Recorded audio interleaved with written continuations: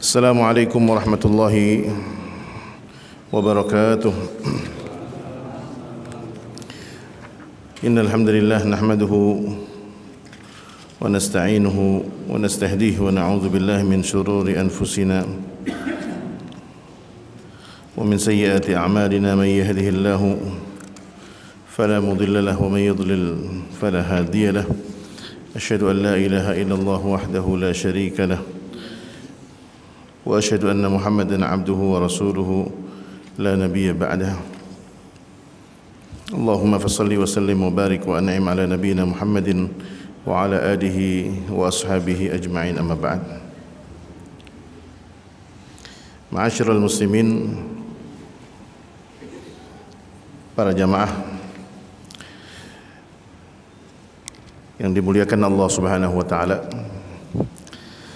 Alhamdulillah, pada malam hari ini di hari Tarwiyah tanggal 8 Zulhijjah, yang insyaallah besok adalah hari Arafah, yang dimana kaum muslimin yang menunaikan ibadah haji diperkirakan dan dipastikan mereka akan menjalani puncak ibadah haji, yaitu berwukuf di Arafah, yang dimana wukuf ini merupakan salah satu di antara rukun dari rukun ibadah haji. Kita berdoa mudah-mudahan Allah Subhanahu wa taala memberikan kelancaran kepada para hujjaj, kepada para jamaah yang menunaikan ibadah haji pada tahun ini, dan mudah-mudahan kita semua diberikan kemudahan oleh Allah Subhanahu wa taala dan kelapangan rezekinya untuk bisa menunaikan ibadah haji di tahun-tahun yang akan datang. Amin ya rabbal alamin. Ma'asyiral hadirin, kita lanjutkan pembahasan kita, dan kita masih membahas tentang kisah perang Khaybar, yang dimana perang ini terjadi, telah kita bahas di pertemuan sebelumnya, bahwasanya perang Khaybar ini terjadi pada tahun ke-7 Hijriah, dan perang ini merupakan salah satu di antara perang-perang paling dahsyat, perang yang paling besar yang dihadapi oleh Rasulullah SAW. Salah satu di antara perang yang paling dahsyat yang pernah dilakukan oleh Rasulullah SAW adalah perang Khaybar. Dan perang yang kali ini dihadapi, meskipun sama halnya, yaitu orang-orang Yahudi. Sebelumnya sudah ada perang Bani Nadir, ada perang Bani Quraidah, dan ini perang Khaybar. Yang menjadi keunggulannya orang-orang Yahudi Khaybar ini adalah, yang pertama, Khaybar ini adalah daerah pertanian yang cukup subur. Jadi kalau bahasa ekonominya ini value-nya cukup tinggi. Yang kedua, orang-orang Yahudi Khaybar ini memiliki tanah yang cukup luas. Jadi kalau bahasanya, luas teritorialnya cukup besar. Jadi membutuhkan membutuhkan jumlah pasukan yang cukup besar. Dan yang lebih daripada itu, Rasulullah membutuhkan pasukan-pasukan yang benar-benar menguasai tentang ilmu perang. Oleh karenanya pada pertemuan minggu lalu kita telah sedikit membahas ketika Rasulullah SAW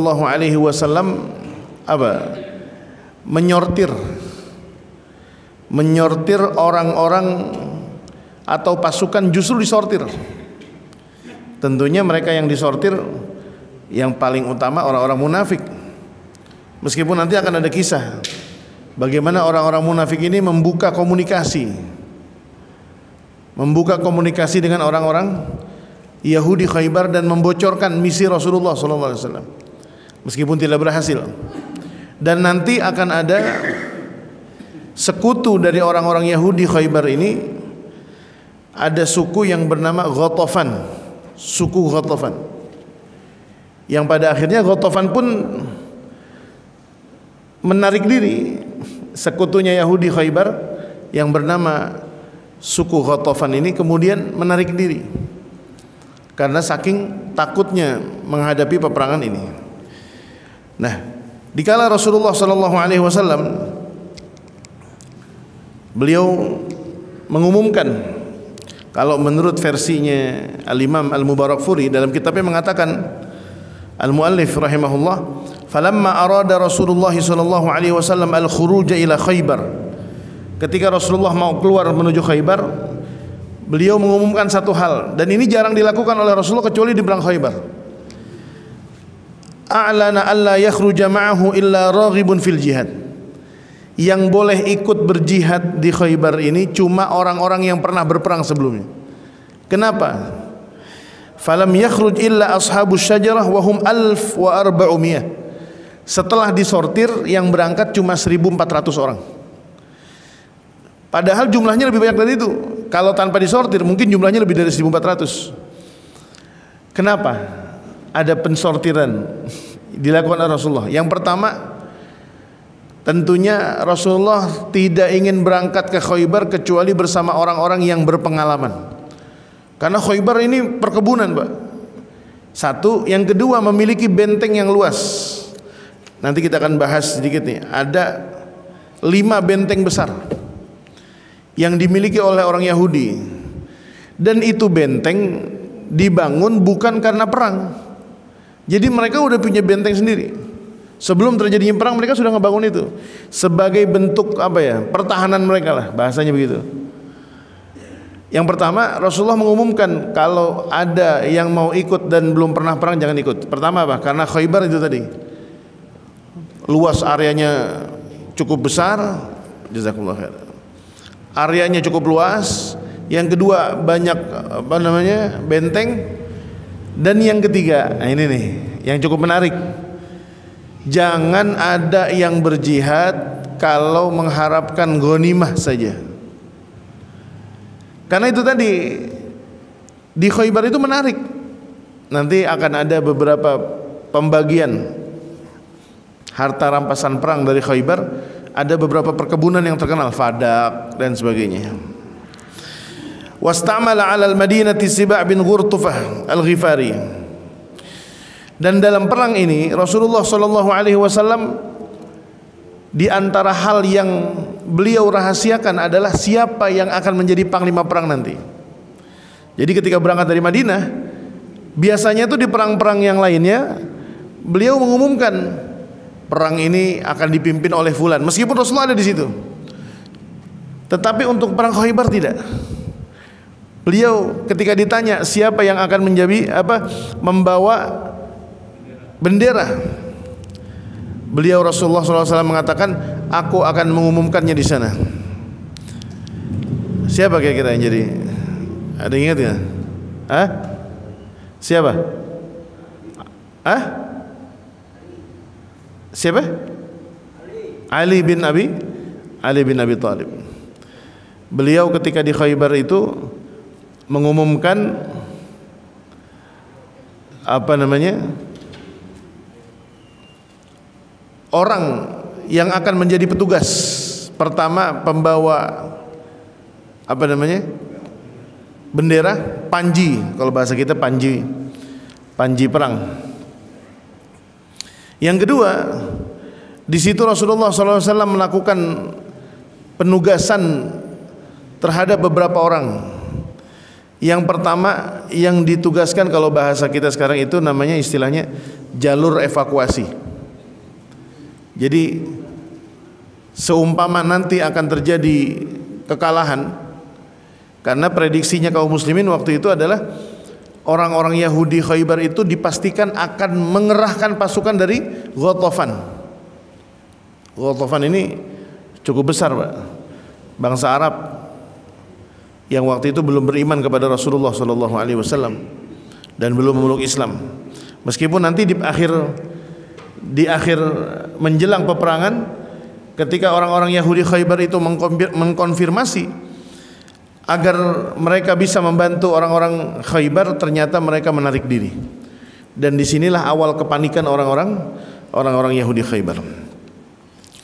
Ketika Rasulullah sallallahu alaihi wasallam berangkat menuju ke Khaybar, Rasulullah diberikan pilihan, opsi melalui jalur mana beliau akan berangkat menuju ke Khaybar. Wasalaka Rasulullah sallallahu alaihi wasallam fi tijahihi nahwa Khaybar Jabal Asr atau Isr wa qila bit tahrik thumma ala as-sahaba. Dan ketika beliau sudah mendekat di wilayah Khaybar, itu ada beberapa jalur yang kemudian Rasulullah sallallahu alaihi wasallam memilih. Ada satu jalur yang dimana Rasulullah sallallahu alaihi wasallam tidak mengambil jalur itu kecuali memang belum pernah diambil oleh orang-orang Yahudi. Kenapa? Karena mencari perkiraan. Kalau jalur itu ditempuh oleh Rasulullah, kemungkinan mereka akan dibaca. Dan ketika mereka berangkat dengan 1.400 pasukan itu, jumlah pasukan Rasulullah itu sudah sampai ke Khaybar. Jumlahnya sudah bocor. 1.400 pasukan itu jumlahnya sudah bocor. Siapa yang bocorkan? Orang-orang munafikun. Informasi yang sampai ke Yahudi Khaybar itu melalui orang-orang munafik. Dan ketika mereka melewati satu jalur yang dimana jalur tersebut tidak pernah dilalui oleh orang-orang Yahudi, sampailah mereka pada satu titik yang dimana mereka sudah bisa melihat daerah yang disebut Khaybar itu. Tetapi ketika Rasulullah sallallahu alaihi wasallam ingin membangun, apa bahasa kita itu, camp apa camp? Bahasanya camp apa? Posko. Nah, itu lebih tepat. Posko perang. Tiba-tiba ada seorang sahabat yang bernama Hubab Ibnul Munzir, yang beliau termasuk di antara orang-orang yang memiliki pemahaman tentang strategi perang yang cukup bagus. Hubab Ibnul Munzir ini datang kepada Rasulullah sallallahu alaihi wasallam dengan perkataan, wahai Rasulullah, sesungguhnya tempat ini bukanlah tempat yang ideal. Bahasanya begitu. Tempat ini bukanlah tempat yang ideal. Dari sini kita ambil pelajaran, bukan berarti Rasulullah sallallahu alaihi wasallam kemudian tidak melakukan yang terbaik, tetapi dari kejadian ini kita akan mengenal. Dari peristiwa ini kita akan tahu, terkadang seorang pemimpin itu memberikan peluang kepada pasukannya, kepada pengikutnya. Oh, ini ternyata Hubab Al-Munzir ini memang menyadari, dan beliau mengatakan, wahai Rasulullah, posisi ini kita mampu melihat, mereka mampu melihat kita, tetapi kita tidak mampu melihat mereka. Jadi kalau pasukan datang dari arah manapun, kita tidak akan menguasai, dan mereka akan mengenali kita sebagaimana kita tidak mampu mengenali mereka. Akhirnya dalam kondisi seperti itu, Rasulullah sallallahu alaihi wasallam mengikuti saran dari sahabat Hubab bin Al-Munzir. Rasulullah sallallahu alaihi wasallam kemudian melakukan persiapan perang, dan ketika esok harinya beliau kembali melihat daerah yang disebut dengan Khaybar ini, beliau mengucapkan satu doa yang kemudian doa ini cukup masyhur. Doanya cukup masyhur sampai hari ini.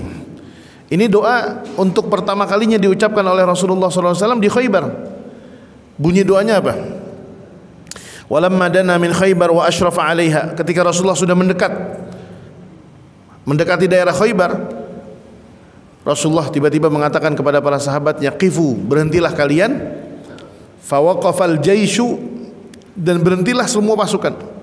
Ketika pasukan itu sudah mendekati daerah Khaybar, dan dikala itu sudah pagi hari, ketika pagi harinya, dan orang-orang Yahudi sudah mulai keluar dari benteng-bentengnya. Ini bukan dari rumah, dari bentengnya. Menuju kemana? Menuju ke perkebunan. Karena mereka belum mengira belum adanya pasukan Muhammad SAW.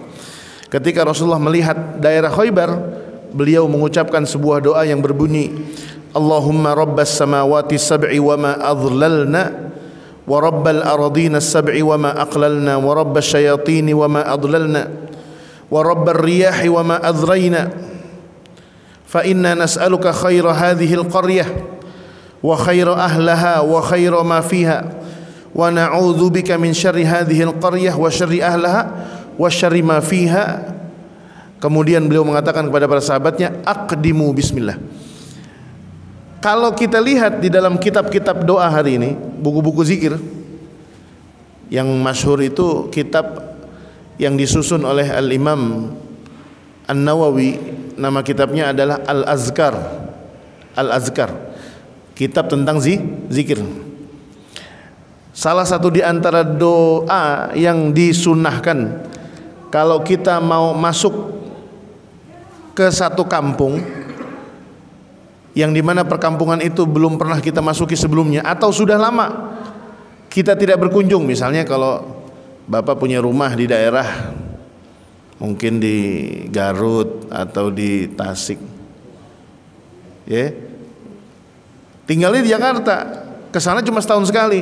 Pas mudik, masuk di pintu kampung itu, di perbatasan kampung itu, ketika sudah mau sampai, disunahkan membaca doa ini. Ini satu.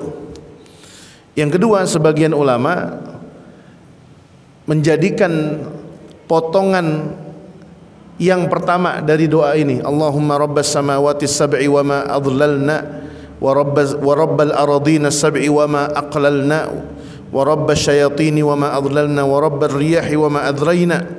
Sampai di sini, itu sebagian ulama menjadikan doa ini untuk menjadi doa ruqyah yang dibacakan kepada orang yang mendapatkan gangguan gaib. Kalau ada orang kesurupan misalnya, perlu diruqyah, ya. Nah, ini salah satu di antara doanya adalah baca doa ini, Allahumma rabbas samawati as-sab'i wa ma adlalna, wa rabbal aradina wa ma aqlalna, wa rabbas syayatini wa ma adlalna, wa rabbar riyahi wa ma adrayna. Dan ini masyhur. Jadi perang Khaybar ini ada beberapa fakta. Di antaranya apa ini? Doa ini pertama kali diucapkan oleh Rasulullah SAW adalah ketika ingin memasuki perang Khaybar. Dan kala itu Sayyidina Ali bin Abi Thalib ketika dipanggil oleh Rasulullah sebelum diberikan panji itu, beliau memanggilnya dengan panggilan rajulun yuhibbullaha wa yuhibbuhu. Ketika ditanya oleh sahabat, waktu itu belum diumumkan siapa nih yang jadi panglima atau yang membawa panji perang. Mereka bertanya kepada Rasulullah SAW, dan kemudian Rasulullah menjawab, yang akan membawa panji perang ini adalah seorang laki-laki, rajulun yuhibbullaha wa yuhibbuh, seorang laki-laki yang mencintai Allah dan dia mencintainya. Jadi apa? Ali ini mencintai Allah dan Allah mencintai Ali bin Abi Thalib. Tetapi sebelum diberikan panji perang itu, panji bendera perang itu, Sayyidina Ali dikatakan oleh para sahabatnya, sesungguhnya Ali sedang mengalami penyakit di matanya. Mungkin kalau dalam terjemahnya itu sebagian menyebutkan sakit mata, ada yang menyebutnya bintitan. Bintitan kan kalau orang Jakarta bilangnya katanya habis ngintipin orang gitu. Padahal enggak juga, itu kan infeksi, akibat karena infeksi. Sayyidina Ali ketika menjelang perang Khaybar, beliau mengalami sakit di matanya. Karena beliau sakit di matanya, kemudian beliau tidak mau bertemu. Tetapi karena dipanggil oleh Rasulullah SAW untuk menerima amanah atau tugas panji perang ini, kemudian beliau memanggil Ali bin Abi Thalib radhiyallahu taala anhu, dan kemudian beliau meniupkan di matanya Sayyidina Ali bin Abi Thalib. Jadi an-nafas itu kayak meludah tetapi nggak ada airnya, kayak gitu. Orang kalau lagi baca doa ruqyah gitu, kemudian diusapkan ke seluruh badannya, itu an-nafas. Kalau gerakan yang sama tetapi mengeluarkan cairan liur, itu namanya al-busaq. Al-busaq itu ada ludahnya, itu al-busaq. Tapi kalau mengandung penyakit, kayak orang batuk, itu namanya kuh. Itu bahasa istilah Arab itu ya, taqahqah, itu ada istilah lagi. Kalau itu batuk-batuk, ada berbagai istilah dalam bahasa Arab. Ini peristiwa yang dialami Sayyidina Ali ketika kemudian ditiup matanya oleh Rasulullah, sembuhlah, fabara'a, kemudian sembuhlah penyakit Sayyidina Ali. Dan mulailah beliau ketika diperintahkan oleh Rasulullah sallallahu alaihi wasallam dengan perintah aqdimu bismillah, majulah dengan menyebut nama Allah Subhanahu wa taala. Dan saat itu orang-orang Islam menghadapi atau siap-siap menaklukkan 5 benteng besar. Wa kanat Khaybar munqasimatun ila syatraini syatrun fiha khamsah husun. Ini bagian yang terbesarnya, ada 5 benteng besar. Jadi Khaybar itu dibagi 2 oleh orang Yahudi, dibagi 2. Separuh pertama memiliki benteng-benteng besar. Yang pertama bentengnya adalah Naim, benteng Naim. Yang kedua Hisnus Sa'ab bin Mu'adz, nama-nama Arab Pak, tapi mereka orang Yahudi. Kemudian ada lagi Qal'ah Az-Zubair. Dan yang keempat Hisn Ubay, bentengnya Ubay. Dan yang terakhir adalah An-Nizar. Barulah nanti akan ada bagian yang kedua, ada Al-Qamus, ada Al-Wittih dan As-Sulalam. Dan ini yang bagian terkecilnya. Ketika Rasulullah sallallahu alaihi wasallam memberikan panji kepada Sayyidina Ali, ada satu hal yang terlewat. Beliau mengatakan kepada Sayyidina Ali bin Abi Thalib radhiyallahu taala anhu, ketika beliau bertanya, Sayyidina Ali ketika diserahkan panji perang itu, beliau bertanya, apa yang harus saya lakukan di perang Khaybar ini? Rasulullah sallallahu alaihi wasallam mengatakan, wahai Ali, engkau tidak diperintahkan untuk membunuh, tetapi yang pertama harus engkau lakukan adalah tawarkanlah kepada mereka, ajaklah mereka untuk memeluk agama Islam. Dan katakan kepada mereka, kalaulah mereka masuk ke dalam Islam maka mereka akan selamat. Dan kemudian Rasulullah sallallahu alaihi wasallam mengatakan dalam satu ungkapan hadisnya, dan ini hadis yang terkenal yang kemudian dijadikan panduan oleh para ulama di dalam berdakwah. Beliau mengatakan, ya Ali, wahai Ali, la an yahdiyallahu bika rajulan, kalaulah Allah memberikan petunjuk kepada seseorang melalui tanganmu, la an yahdiyallahu bika, kalaulah Allah memberikan petunjuk kepada seseorang melalui dirimu, khairun laka min humurin ni'am, maka hal itu lebih utama daripada engkau memiliki seekor unta merah. Jadi seakan-akan dunia itu semahal-mahalnya dunia Pak, itu tidak ada apa-apanya dibandingkan ketika kita mampu mengajak orang yang tadinya jauh daripada Allah mendekat kepada Allah, yang tadinya ahli maksiat menjadi ahli taat, yang tadinya nggak pernah sholat jadi sholat, yang tadinya nggak pernah ngaji jadi ngaji, yang tadinya akhlaknya buruk jadi baik. Sama seperti para sahabat dulu. Dulu sahabat ketika sebelum masuk Islam, wah akhlaknya rusak. Makanya kalau kita ingat-ingat pesan atau dialog yang pernah terjadi seperti yang di Habasyah antara Sayyidina Ja'far bin Abi Thalib, atau dialog yang terjadi antara Abu Sufyan yang kala itu masih dalam kondisi musyrik, dikonfirmasi oleh siapa? Oleh Raja Heraklius. Ternyata norma-norma dan nilai-nilai agama yang dibawa oleh Rasulullah SAW itu adalah nilai kebaikan. Bahkan Heraklius sendiri mengatakan, kalaulah yang diajak atau disuruhkan oleh Muhammad benar apa katanya, Kalau memang apa yang dikatakan ini benar sesuai dengan apa yang diajarkan oleh Rasul oleh Muhammad, semua akal manusia harusnya menerima. Makanya sampai di perang Khaybar pun bahasanya gitu. Karena orang Yahudi kan udah memprovokasi Rasulullah nih, dan sudah dipastikan mereka tuh siap perang dengan Rasulullah. Tetapi ketika pasukan Ghatafan tidak mau dikirimkan, mereka mikir nih, pasukannya sedikit meskipun jumlah mereka besar. Tetapi Allah Subhanahu wa taala mengatakan wa qadzafa fi qulubihimur ru'b. Mereka diberikan rasa takut yang luar biasa. Yukhribuna buyutahum biaidihim wa aidil mu'minin. Dan mereka lebih dulu menghancurkan rumah-rumah mereka sebelum dihancurin. Saking takutnya itu. Dan gak mau rugi kalau rumahnya hancur sama orang lain, mendingan gua hancurin sendiri deh. Yukhribuna buyutahum biaidihim wa aidil mu'minin. Nah, ketika perang itu terjadi, Sayyidina Rasulullah SAW pesannya kepada Sayyidina Ali, sebelum engkau berperang, karena tugas kita bukan untuk membunuh satu negeri, bukan. Tanyanya dulu, masih diberikan kesempatan.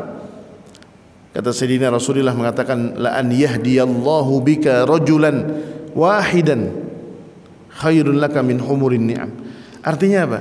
Ini perang bukan soal ghanimah, bukan. Tujuan utamanya bukan mendapatkan harta rampasan perang, bukan. Tetapi kalaulah bangsa Yahudi di Khaybar itu kemudian menyatakan masuk Islam, selesai, nggak ada perang. Sekarang apa yang terjadi di Palestina? Gencatan senjata berhasil nggak? Nggak berhasil. Israel masih nyerang. Bahkan mereka yang membatalkan, yang merusak perjanjian itu.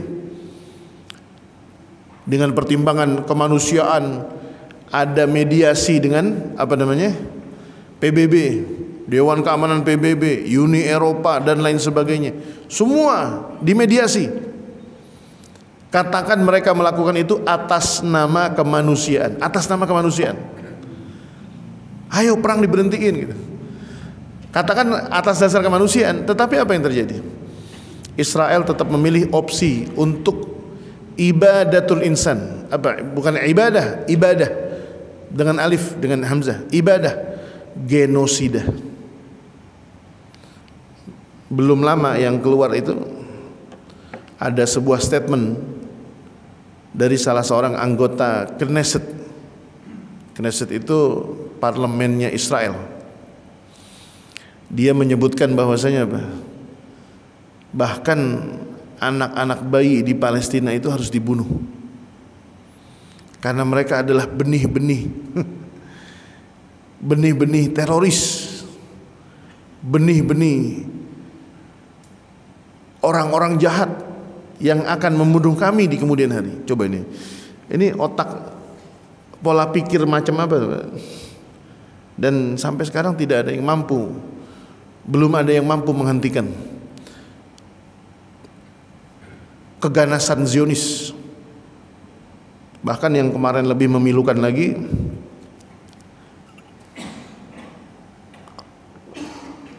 ada sekelompok orang-orang Yahudi Zionis menggunakan seragam medis. Mereka menggunakan baju petugas palang merah, dan sebagian lagi menggunakan baju petugas evakuasi. Dan mereka menyebarkan berita palsu, mengatakan ayo, siapa yang ingin mendapatkan bantuan, akan ada pembagian makanan. Itu mereka katakan kepada bangsa Palestina, khususnya yang di jalur Gaza, yang sedang mengalami kelaparan. Ini kalau kita bahas, itu sampai sekarang itu kabarnya obat bius aja, ini bukan makanan ya, obat bius aja udah nggak ada. Jadi kalau ada orang korban perang itu, ketika ada anggota tubuhnya yang harus diamputasi, itu tidak menggunakan anestesi, berat, listrik nggak ada. Dan ini mereka lakukan hasadan min indi anfusihim. Seorang Netanyahu dengan begitu tenangnya di depan pers mengatakan bahwasanya Hamas ini adalah teroris. Mereka ini adalah Nazi, neo-Nazi. La ilaha illallah Muhammadur Rasulullah. Mengerikan. Mengerikan luar biasa. Neo-Nazi, mereka mengklaimnya seperti itu. Dan bahkan terakhir itu ada berita yang sangat apa ya? Sebenarnya bukan unik, berita yang konyol. Ada serombongan pasukan IDF, dan ini bukan di jalur Gaza nih. Ini di tepi apa ya, bukan di Khan Yunus. Khan Yunus itu berada di pusat kota lah. Ada serombongan jamaah haji dari Palestina yang mau berangkat menuju ke Tanah Suci. Jamaah hajinya udah naik bis, padahal aman-aman aja. Di situ juga nggak ada orang yang lagi berantem, nggak ada perang, nggak ada apa. Tapi karena pasukan patrolinya IDF lewat, itu nggak ada alasan, Pak. 2 atau 3 mobil, bukan bis, apa tuh, Barakuda. Kalau mobil Indonesia kan Barakuda tuh, mobil-mobil yang di Brimob. Itu nggak ada angin, nggak ada hujan, mereka tabrakan ke bisnya orang-orang yang mau pergi haji. Apa ini? Coba, jangan pernah mengajarkan umat Islam di Palestina khususnya untuk belajar hidup tentram. Kalau kita buka lembaran sejarah tahun 1960, Pak, itu saya ada buku-buku sejarah, dan itu saya beli bukan kemarin, udah lama saya beli. Itu ada foto-foto bagaimana dulu orang-orang Yahudi, bukan orang migran, bukan orang Yahudi yang tinggal di Palestina itu, ketika khilafah masih berkuasa waktu itu, tidak ada orang sakit dari bangsa manapun, dari agama manapun, itu pasti dirawat. Nggak mungkin gitu. Dulu ada orang sakit ditanya agamanya apa gitu. Kayak di Indonesia gitu kan, beda pilihan politik aja nggak dibantuin. Kebakaran satu kampung, RT 1 kebakaran, terus pas mau bantuin, kemarin dia milih siapa? Milih partai A. Wah, jangan bantuin. Kita partai B, kan begitu. Keadilan itu sudah tidak ada. Nah, makanya orang-orang Yahudi ini, ketika kita membahas tentang pertama kali Rasulullah berhijrah ke Madinah itu, salah satu di antara karakter mereka ini memiliki kedengkian yang dahsyatnya luar biasa. Kedengkian luar biasa. Tetapi bersama dengan itu Rasulullah ketika ingin melakukan perang di Khaybar masih mengatakan, wahai Ali, tawarkan mereka kepada Islam. La an yahdiyallahu bika rajulan wahidan khairun laka min humurin na'am. Dan dari situlah kemudian ketika Rasulullah SAW berangkat bersama pasukannya, jumlahnya 1.400, mereka mulai melakukan peperangan, benteng demi benteng, peperangan demi peperangan. Dan ketika mereka pertama kali melakukan sebuah penaklukan di sebuah benteng yang disebut dengan benteng As-Sa'ab bin Mu'adz, dan itu kejadiannya cukup lucu juga kalau bahasa kita, meskipun perangnya berat. Jadi orang-orang Yahudi itu mengira tidak akan ada perang karena Muhammad belum sampai, tapi ternyata lebih awal mereka tiba di Khaybar. Mereka keluar biasa aja dari rumah, kemudian melewati benteng mereka. Tetapi yang mereka temukan apa? Ketika mereka melihat pasukan kaum muslimin, mereka kemudian kembali lagi. Kemana? Ke rumah masing-masing sambil berteriak mengatakan bahwasanya pasukan Muhammad sudah tiba. Dan disitulah kemudian para sahabat mengumandangkan sebuah yel-yel, bahasa kita yel-yel itu, teriakan-teriakan dengan ungkapan Khaybar, Khaybar ya Yahud, Jaishu Muhammad saufa yaud, bahwasanya pasukan Muhammad akan kembali menuju Khaybar. Dan satu persatu mereka mampu menaklukkan benteng-benteng yang ada di Khaybar itu, sampailah kemudian Rasulullah SAW mengalami satu peristiwa. Ini kisahnya belum selesai. Ketika mereka mengalami kemenangan, dan waktu itu ada bantuan dari kaum muslimin, pasukan bersama sahabat Ja'far bin Abi Thalib. Ketika itu seusai perang Khaybar, Rasulullah SAW disajikan hadiah berupa daging kambing dari sisi pahanya, karena tahu Rasulullah itu kalau paha kambing itu kesukaan Rasulullah itu adalah paha kambing yang depan. Kan kaki kambing ada 4, Pak. Depan 2, belakang 2. Kesukaan Rasulullah itu adalah kaki yang depan dan sebelah kanan. Ketika ada sebuah peristiwa Rasulullah sallallahu alaihi wasallam meraih kemenangan perang di Khaybar, dikatakan oleh al-muallif, walamma itma'anna Rasulullah sallallahu alaihi wasallam bi Khaybar ba'da fathiha ahdat lahu Zainab bintil Harith imra'atu Salam bin Mishkam. Ada seorang wanita yang bernama Zainab bintil Harith menghadiahkan sepotong daging kambing, syatan masliyatan, wa qad sa'alat ayyu udwin ahabba ila Rasulillah sallallahu alaihi wasallam, ahabbu ila Rasulillah sallallahu alaihi wasallam, faqila laha adh-dhira', paha. Sempat ditanya dulu Rasulullah, kalau makan kambing mana yang paling suka? Kata Rasulullah, pahanya. Dan saya pernah membaca dalam satu ulasan atau makalah yang dikatakan oleh Al-Imam Al-Ghazali, tapi ini sangat tidak disukai oleh orang Betawi nih, Pak. Ungkapan ini, Pak. Kata Imam Al-Ghazali, dari kambing itu yang paling disukai oleh Rasulullah adalah daging yang ada di paha depannya dan kemudian yang ada di dekat punuknya, dan kemudian turun ke bawah Rasulullah itu cuma sampai iga, tetapi di bawah itu atau di dalam itu Rasulullah tidak pernah memakannya. Dan Imam Ghazali mengatakan di antara perkara yang tidak baik yang dikonsumsi dari kambing itu adalah jeroannya. Ini kalau ada yang punya soto Betawi ngamuk nih. Wah, Ustaz ngomongnya kagak bener nih Ustaz. Jadi hampir dipastikan dalam riwayat yang dinukil oleh Al-Imam Al-Ghazali, Rasulullah itu hampir tidak pernah makan jeroan kambing terus kaki kambing. Kalau kita kan kagak, Pak. Kaki kambing kita sikat. Jadi itu favoritnya Rasulullah SAW. Makanya ditanya nih, Rasulullah mana yang suka? Jawaban beliau adalah az-zira'. Kemudian ini perempuan, fa aktsarat fiha minas sum thumma sammat sa'irasyad. Itu diracuni namanya perempuan yang merupakan istri daripada Salam bin Mishkam. Thumma ja'at biha falamma wada'atha baina yaday Rasulillah sallallahu alaihi wasallam tanawala az-zira'. Ketika itu daging udah dibawa ke hadapan Rasulullah, dimakan sama Rasulullah. Tetapi datanglah kemudian Jibril alaihi salam, tanawala az-zira' falaka minha madghatan falam yasghha.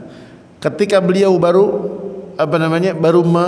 menyuapnya, baru digigit sama Rasulullah beberapa kunyah, kemudian dimuntahkan lagi oleh Rasulullah sallallahu alaihi wasallam. Kemudian ditanya, faqala ma hamalaka ala hadzak, ma hamalaka ala dzalik. Ketika Rasulullah bertanya kepada perempuan ini, apa yang engkau bawain nih? Ini daging apaan? Kok rasanya begini gitu? Rasulullah merasakan ada sesuatu yang aneh dengan daging itu. Ma hamalaki ala dzalik? Qalat qultu in kana malakan istarahtu minhu wa in kana nabiyyan fasayukhbar fatajawaz anha. Ini perempuan ternyata ada maksud jelek, Pak. Kata ini perempuan yang tadi memberikan hadiah, saya ingin ngetes saja. Kalau engkau seorang raja, engkau akan mati.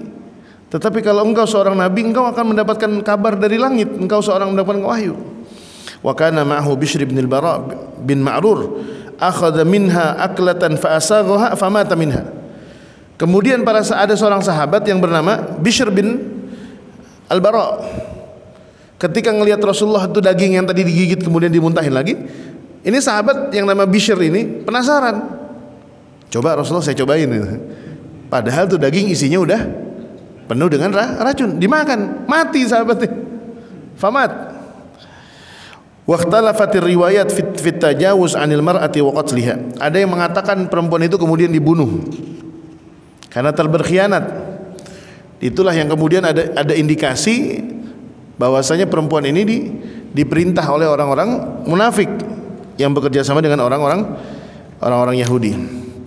Kemudian dari racun yang beliau terima itu, ketika Jibril alaihissalam memberitahukan kabar itu, racun yang sempat dikunyah itu dan kemudian masuk ke dalam tubuh Rasulullah SAW, itulah yang kemudian menyebabkan Rasulullah SAW mengalami sakit, yang dimana sakit itu kemudian hadir ketika menjelang wafatnya Rasulullah SAW. Dalam peperangan ini orang Islam, kaum muslimin, jumlah pasukan yang syahid cuma sedikit, 18 orang. Dan adapun orang-orang Yahudi cukup besar. Di Khaybar itu mereka harus kehilangan 93 nyawa. Dan itu juga menimbulkan rasa takut yang berlebihan kepada mereka, sampai kemudian mereka lari meninggalkan kampung halamannya. Padahal Rasulullah nggak memerintahkan itu. Rasulullah nggak minta mereka untuk kabur, tetapi mereka sendiri yang merusak rumahnya, membakar pohon-pohonan, membakar kebun-kebunnya, baru kemudian mereka lari. Tujuannya apa coba? Supaya umat Islam itu tidak mampu mendapatkan apapun dari rampasan. Jadi saking dengkinya tuh, Pak. Sebelum dia kabur dibakar tuh. Dia sendiri yang bakar. Padahal dalam peraturan perang umat Islam kan nggak boleh. Ngebakar tanaman nggak boleh, ngebunuh anak kecil nggak boleh, ngerusak rumah juga nggak boleh. Bener-bener kalau bahasanya apa namanya pertandingan itu apa? Fair play. Fair play. Benar-benar harus melakukan pertandingan yang fair. Nah, dari situlah kemudian ada beberapa peninggalan harta rampasan perang sebidang tanah yang berada di daerah Fadak. Fadak ini bukan pakai qaf, Fadak. Fa dal kaf, Fadak. Yang kedua Wadil Qura, dan yang ketiga ada disebut dengan daerah Taima. Daerah Taima. Dan ini dalam riwayat terjadi perbedaan pendapat. Tetapi yang cukup masyhur ini adalah kisahnya Fadak. Kisah Fadak. Tanah di Fadak itu dikatakan bahwasanya sebagiannya kemudian sesuai dengan peraturan ghanimah itu khumusnya diberikan kepada Rasulullah SAW, dan selebihnya dibagikan pada para sahabat. Dan pada akhirnya setelah pulang dari Khaybar, Rasulullah SAW kembali ke Madinah. Wa fit tariqi asyrafan nasu ala wadin farafa'u aswatahum bitakbir. Dan ketika mereka kembali ke Madinah dan mendekati kota Madinah, mereka bertakbir, mengumandangkan takbir atas kemenangan yang Allah berikan di perang Khaybar ini. Wallahu a'lam bishawab. Sampai di sini kisah perang Khaybar dan kemenangan yang dicetak atau diraih oleh kaum muslimin di perang Khaybar ini ternyata meninggalkan kesan yang sangat mengerikan. Dan nanti di pertemuan yang akan datang insyaallah ada satu perang lagi yang cukup terkenal sebenarnya dan cukup dahsyat dan masih terjadi di tahun ke-7, tetapi banyak dari kaum muslimin yang tidak mengetahui perang ini. Perang ini disebut dengan perang Dzatur Riqa'. Dzatur Riqa'. Ini insyaallah kita akan bahas di pertemuan yang akan datang. Jadi perang Dzatur Riqa' ini perang yang cukup cukup dahsyat. Cukup dahsyat dan cukup besar, di mana setelah itu nanti akan ada peristiwa yang disebut dengan Umratul Qadha. Umratul Qadha ini kaitannya dengan Hudaybiyah nanti. Ketika para sahabat dan Rasulullah ingin berumrah tetapi tidak mampu, ihramnya tidak disempurnakan dengan umrah, beliau motong dam dan kemudian kembali ke kota Madinah. Nah, di tahun yang ke-7 ini atau tahun ke-8 mereka melakukan umrah qadha, seperti salat qadha. Jadi seakan-akan ini menutupi niat yang pernah beliau kumandangkan ketika beliau ingin berumrah di tahun itu. Dan ini sama halnya di kondisi saat ini pemerintah Arab Saudi yang lagi ketat-ketatnya menerapkan peraturan haji kan. Kemarin ada berita yang cukup menyedihkan juga tuh. Ada seorang dosen dari Madura yang meninggal dunia di gurun pasir. Kalau yang baca beritanya Ustadz Azhari paham betul itu. Karena dulu kami ketika tinggal di Mekah itu dan beliau di Jeddah itu, dulu kondisinya nggak sebegitu ketat seperti ini. Dulu teman-teman yang tinggal di Jeddah itu pergi haji itu berangkat setelah zuhur, Isa deh. Habis zuhur di hari Arafah berangkat langsung ke Arafah gitu. Dan bisa berangkat dari Jeddah menjelang zuhur, setelah zuhur masuk, ya istilahnya nggak ketat-ketat banget. Sekarang kan ketat. Bahkan di tahun 2019, 2018 itu udah mulai ketat sebenarnya. Nah, saking ketatnya peraturan yang sudah ditetapkan itu juga tidak berpengaruh, tetapi tetap aja ada orang-orang yang berusaha keras. Nah, kasusnya orang Indonesia WNI yang meninggal di gurun pasir itu, mereka bertiga, yang satunya meninggal karena dehidrasi parah, kekurangan cairan, tidak ada persiapan minuman, dan mereka diturunkan oleh taksi ilegal, ditinggalin.